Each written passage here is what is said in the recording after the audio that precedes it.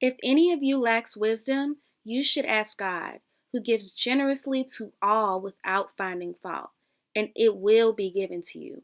James 1, verse 5, New Living Translation.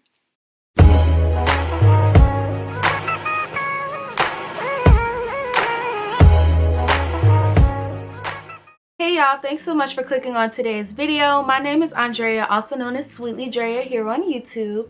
And I did my spring twist over, you guys. This time I am super satisfied. If you haven't seen the very first video I did about my spring twist, I'll leave it at the end of this video on one of the cards at the top and also in the description box, just so you guys can check it out, because it has all the basic information as far as what type of hair this is, where I got it from, what color it's in, etc. So all the basics of what you need to know is in that video. But for this video, I'm going to be explaining the new method that I use in order to achieve this look. It looks a lot more uniform, a lot more tighter, fresher at the root. And that was something that I was originally going for in the first video, but if you go and see it, you'll see how it turned out. It was decent, but it just didn't look fresh, if you know what I mean. So this method will be a lot more helpful for you guys if you don't know how to grip tight and that's an issue for you. So just to let y'all know, I did not plan on filming this video.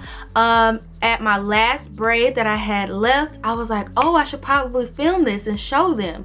So literally you guys only saw one attempt at me doing this new method, but I'm gonna try and explain it, and I tried to explain it in the clip that I filmed while I was doing my hair to the best of my ability. It's really simple. It's not really rocket science. You can like rewind the video over and over, but to me this method worked the best. So to achieve this look, I used 2 days basically. I prepared the night before, and then I used all day from like 10 to maybe 4 o'clock to install the actual hair.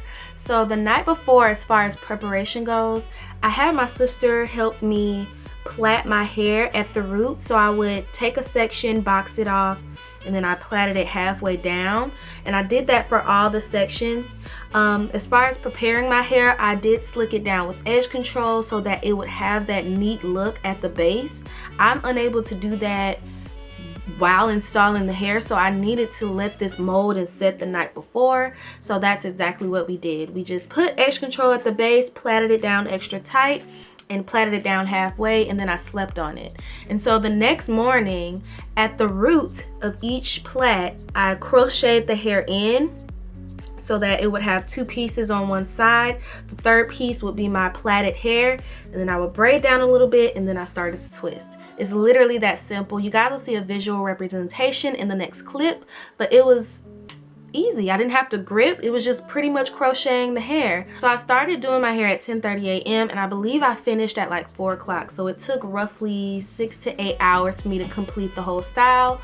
Honestly, it's worth it when you do it this way, because the last time I spent 8 hours for a look that I wasn't 100% satisfied with. I was proud of myself, but I wasn't all the way satisfied. So if you struggle with gripping your hair, I think this is the best method to go through. If you do not know how to plait your hair down, I would advise you get someone to help you, whether it's your mom or somebody who knows how to plait hair, and you just slick it down. Like, just put some edge control and plait tight. And then when you tie your scarf down, tie it just a little bit tight so everything can lay down and dry and mold. And when you wake up, everything is going to be slick. It should be, but if you use enough edge control and actually slick it down. We brushed a little bit with like an edge control brush, but it was not even that. I just slicked it down, y'all, and braided it. Literally, that's it.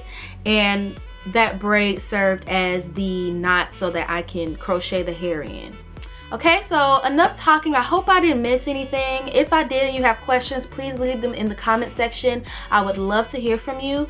And let's go ahead and cue the clip. Hey y'all, so I only have 1 braid left, and at the last minute I decided to film a video for you guys. At first I was just like, well, they already kind of know how I did them, but I definitely used a different method. Basically, I pre-made the boxes, and with my sister's help, we molded each plait. So we put edge control and slicked it down.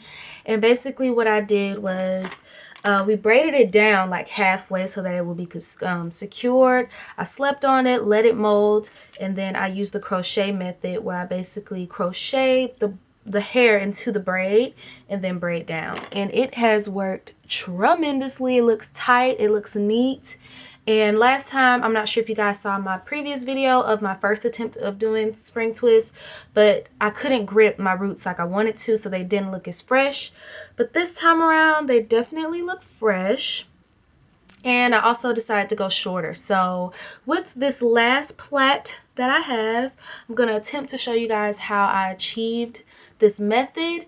And then, yeah, so here is the plait. I'm going to have to turn around. So this is the plait.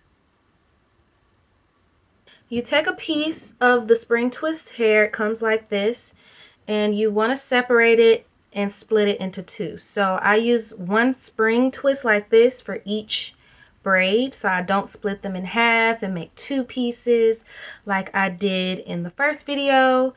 I just keep it all together and then I split it and conjoin it, so you guys will see what I'm talking about. So the hair is split. I'm now going to split this piece into two pieces. It's into two pieces. Now I'm going to loop it into each other and make sure it's even and all that good stuff.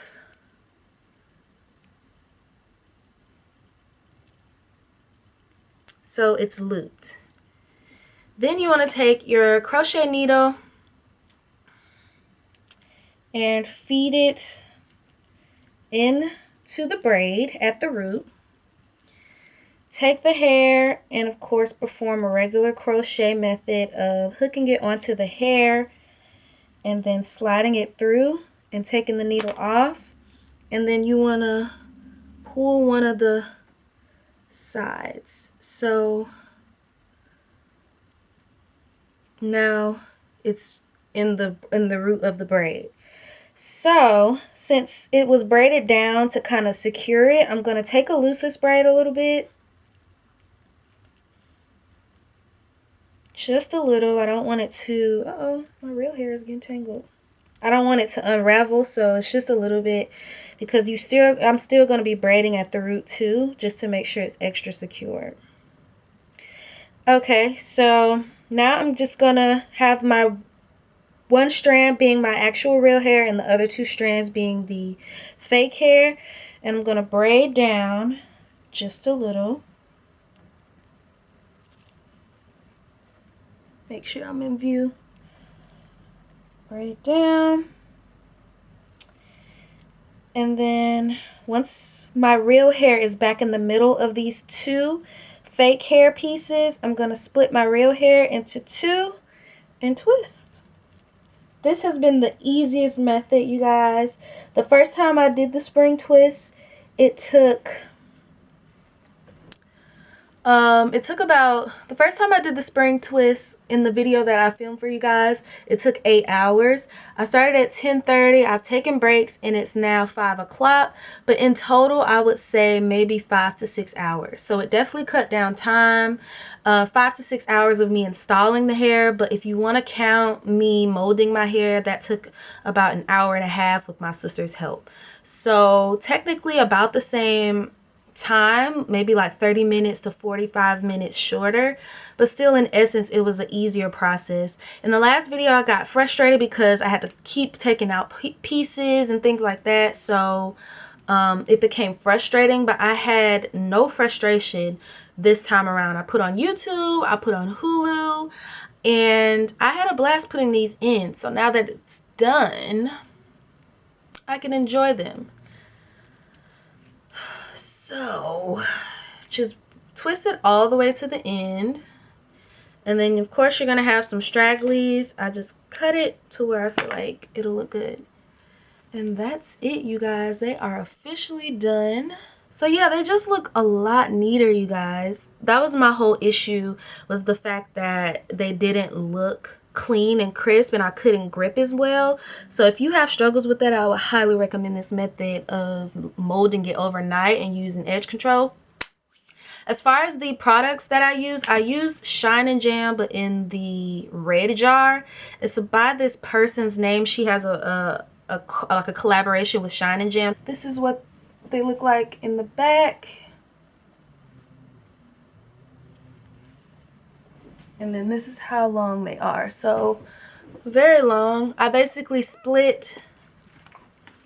This is how long the hair is in general. You think it's short, but when you split it in half and then conjoin the two, it elongates after you twist to this point. So that's not really short at all. It's doable.